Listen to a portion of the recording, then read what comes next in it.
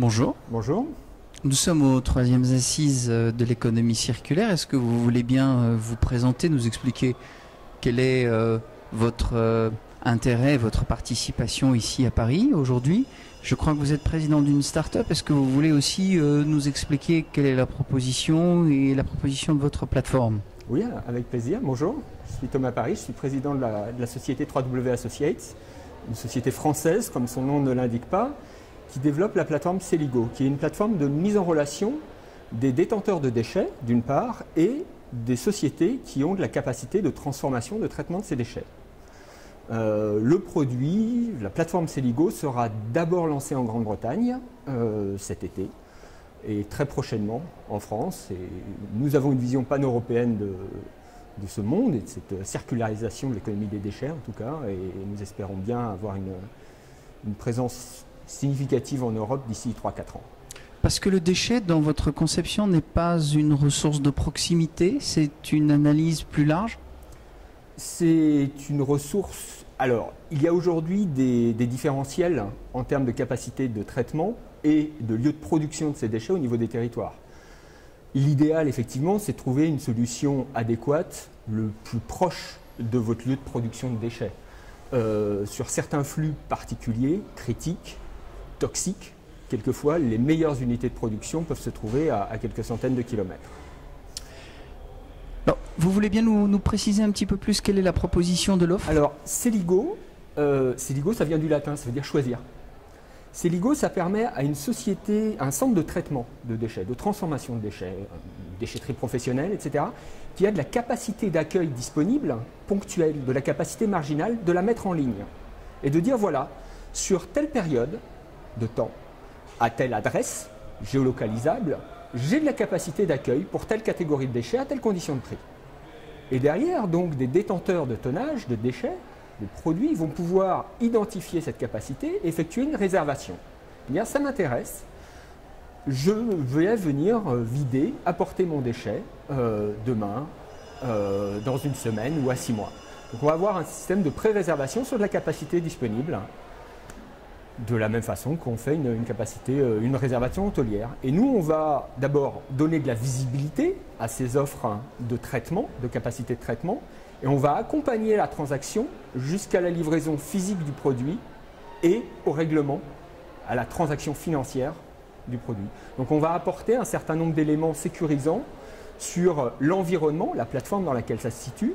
Pour s'enregistrer sur cette plateforme, il va falloir aller apporter un certain nombre d'éléments prouvant que vous êtes effectivement une société qui avait le droit de transporter ou de produire ou de traiter ces déchets. Et puis, on va sécuriser la transaction financière avec des systèmes de réservation bancaire classiques. Donc c'est une place de marché qui intègre le conditionnement et la logistique et la sécurisation en fait de la livraison du déchet, c'est ça? C'est une place d'intermédiation. On ne s'occupe pas physiquement du transport des déchets, ni du conditionnement.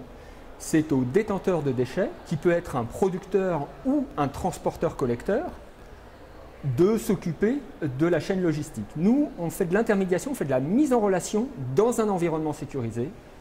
On va suivre la transaction physique et on va permettre la transaction financière. Parfait. L'Angleterre, le Royaume-Uni, pourquoi précisément démarrer là-bas? Qu'est-ce qui vous a intéressé? Comment avez-vous analysé le marché? C'était quoi l'angle? L'angle, c'est de l'opportunité commerciale, c'est de l'accès à la donnée et c'est de la facilité réglementaire.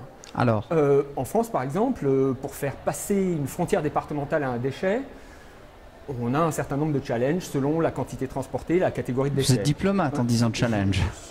C'est un challenge, c'est quelque chose qu'on va réussir à résoudre et on va faire une démonstration d'efficacité avec Celigo et d'autres plateformes et on va peut-être pouvoir bénéficier d'un certain nombre d'une certaine flexibilité. En Grande-Bretagne, on n'a pas ce premier challenge. L'accès à la donnée ensuite, qui nous permet de vérifier en temps réel qu'une société qui dit avoir un droit de transport de déchets, une Waste Carrier License, on va pouvoir vérifier en temps réel sur le site de la Environment Agency que la Waste Carrier License, que le droit de transport de déchets de cette société est toujours valide au moment où la société fait la réservation, par exemple. En France, c'est un peu plus complexe, on a des récépissés préfectoraux qui donnent le droit de transporter du déchet, par exemple. Ce n'est pas un document standardisé, c'est un document papier qui est disponible auprès des préfectures, donc la vérification en temps réel n'est pas la même. Donc on lance d'abord en Grande-Bretagne, et puis ensuite il y avait une appétence perçue du marché pour des plateformes d'intermédiation. On a interviewé beaucoup de sociétés en France, en Grande-Bretagne, en Allemagne, et c'est l'Angleterre où on avait cette traction la plus forte qu'on a ressentie pour la mise en place d'une plateforme. Parfait. Mais on va être en France très très vite également.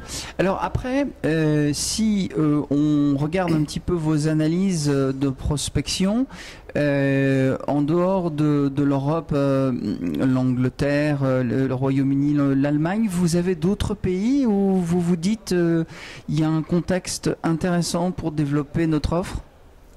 Le contexte, il est dans des pays dans lesquels il y a une offre de valorisation autre que la mise en décharge. Il faut qu'il y ait une certaine friction sur un marché de valorisation pour que notre offre puisse être pertinente. Donc des sociétés dans lesquelles aujourd'hui l'ensemble, la majeure partie des déchets vont dans des trous, sont des pays dans lesquels à terme on aimerait venir, mais dans lesquels on va apporter peu de valeur. Ce qu'on veut, c'est offrir un choix, c'est qu'un détenteur de tonnage puisse voir le champ des possibles en termes de valorisation, de traitement de déchets, et qu'il puisse faire son arbitrage lui-même, kilométrique, financier, d'intérêt, etc. On a un indicateur, le premier indicateur que les gens vont regarder, c'est un coût, c'est un coût distance. On espère pouvoir très vite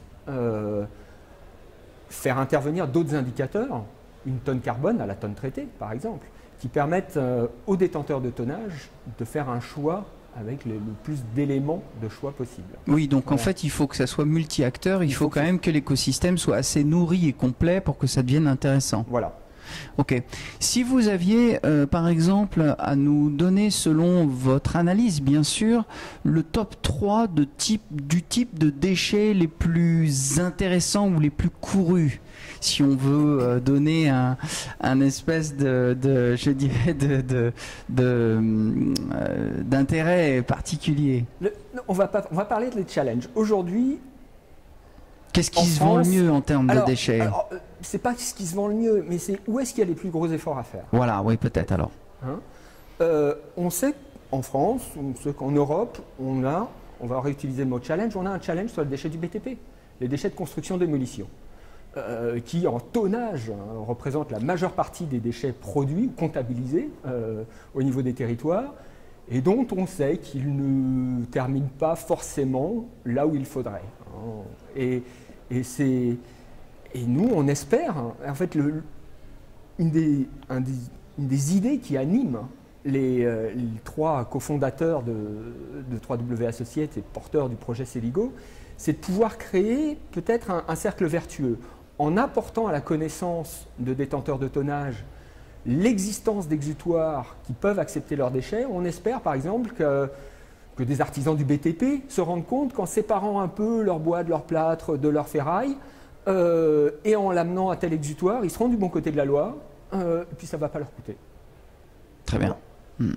Donc les déchets du BTP, pour répondre à la question, là on pense qu'il y a des gisements, il y a un potentiel d'amélioration assez considérable.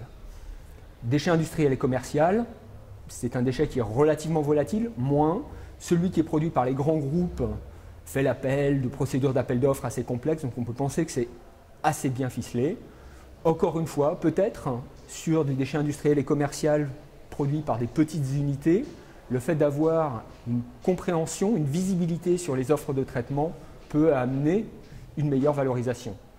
Nous, ce qu'on aimerait également, en mettant en place cette plateforme qui facilite le rapprochement des détenteurs de capacité, des détenteurs de tonnage, c'est dire, essayons d'utiliser au mieux la capacité de traitement disponible sur un territoire avant que d'investir dans de nouvelles installations. Commençons par optimiser ce qui existe. Parfait, je crois que c'est un très beau mot de conclusion. En tous les cas, merci beaucoup de nous avoir accordé un petit témoignage à chaud pour le Club ADEME International. Merci beaucoup. Merci.